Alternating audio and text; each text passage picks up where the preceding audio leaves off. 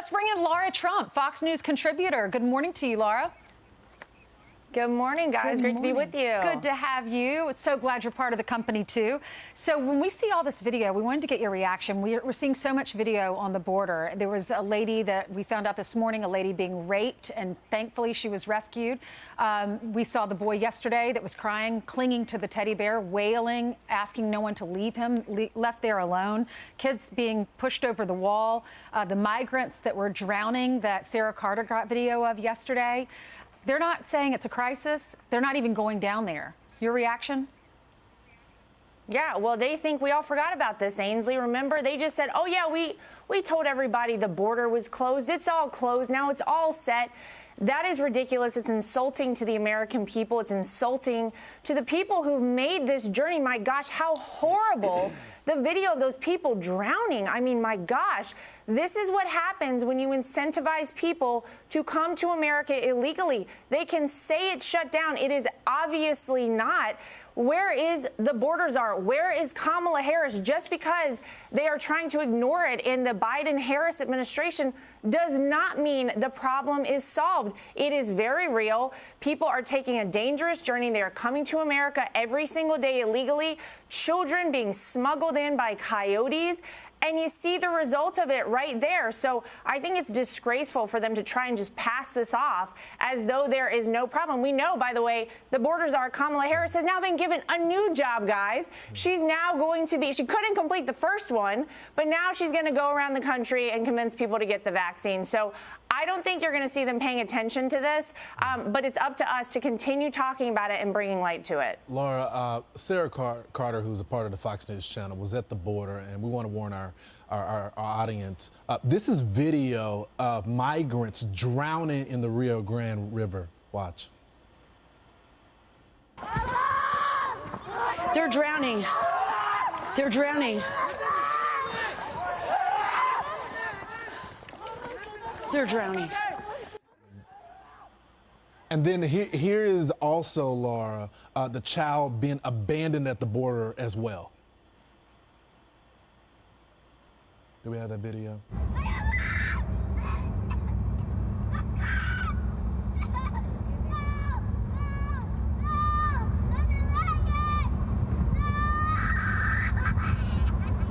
So, Laura, you got drowning, you got kids being left at the border. What is going to happen in these meetings that Kamala is having to address root causes?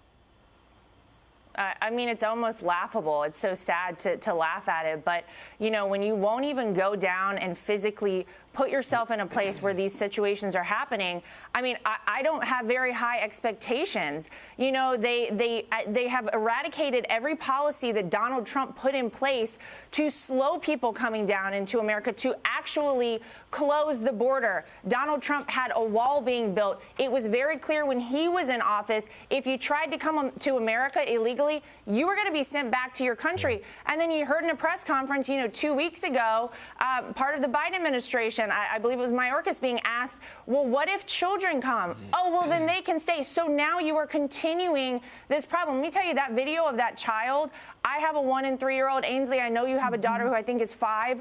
I mean, heartbreaking as a parent to think that this is a child that's just being left alone. It is awful to see. I'll never forget this. And keep in mind, he's hoping for a smuggler to help him. Not even a parent to come back. A stranger, a smuggler, just somebody unsavory by definition. He needs somebody.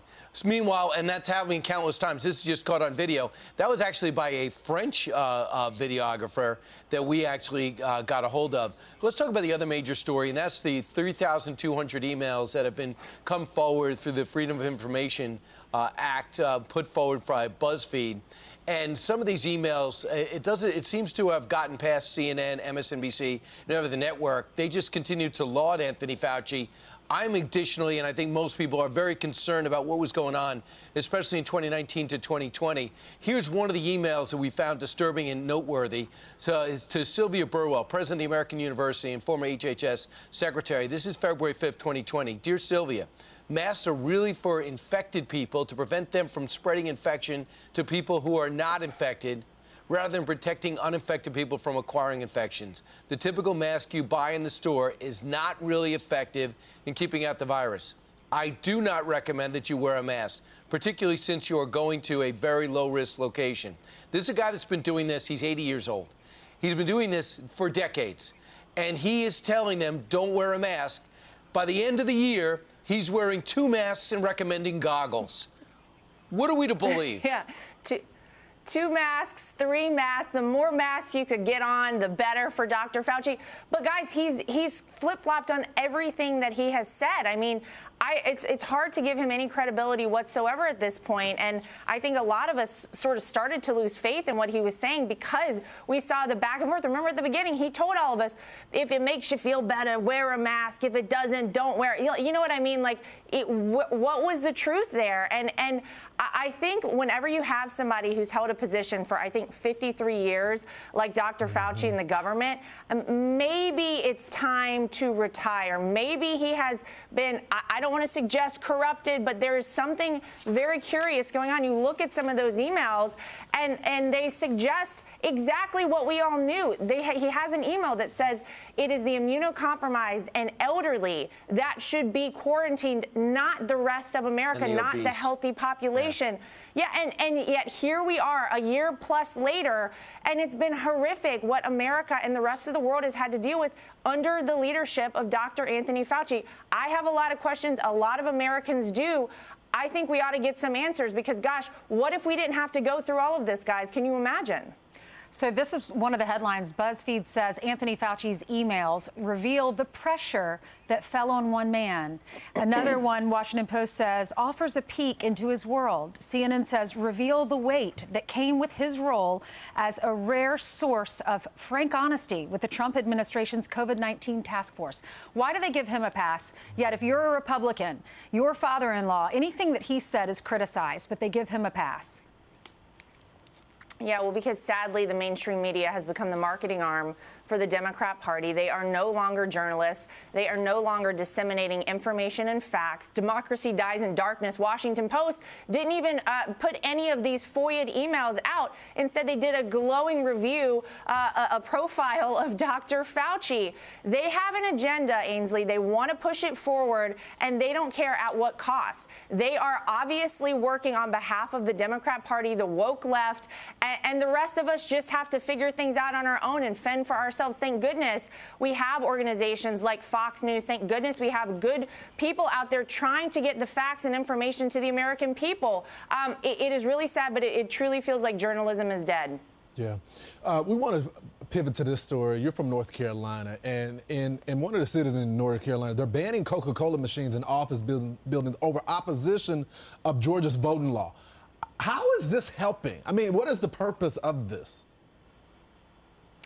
Yeah, you know what? I don't really subscribe to boycotts myself. I think it's crazy. But look, I think there's so many people, Lawrence, who have gotten behind this idea that they have to stand up to the voting laws. By the way, the voting laws that would make our voting more secure, that don't disenfranchise anyone. They have no idea, generally speaking, what they're talking about when they get involved with this stuff. Yet it's popular with, Hollywood and the liberal elites. So, you know what? Let's jump on the bandwagon. I think it's ridiculous. I think people have to start standing up against this, speaking out against these boycotts, because, I think it's crazy, and I don't think it does anything positive for the future of our country. I understand that the county's getting a little frustrated because Coca-Cola came out against the voting law, and here's what the quote says from Eddie Harris of Surrey County. It says the left wing in America, they defund, they boycott, they cancel, they tear down statues, all sorts of egregious actions. The expectation of them as opposing political side will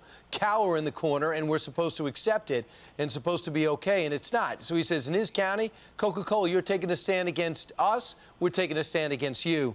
And lastly, I know you're considering running for Senate in North Carolina.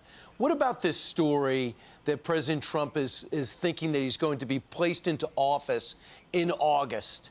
Is that true? Has he mentioned that to you? Because I think 24 hours a day, other networks are running with that story. Well, I think you should take a look at who those networks are and who is pushing that story out. As far as I know, there are no plans for Donald Trump to be in the White House in August. Maybe there's something I don't know, Brian, but no, I think that is a lot of folks getting a little worked up about something just because maybe there wasn't enough pushback, from the Republican side. So no, I have not heard any plans for Donald Trump to be installed in the White House in August. You just blew up all their programming for the next 72 hours. Laura, thanks. Sorry, guys. It's okay, Laura. We're okay. We have other stuff planned. Laura, thank you. Thanks, Laura. Thanks, Laura.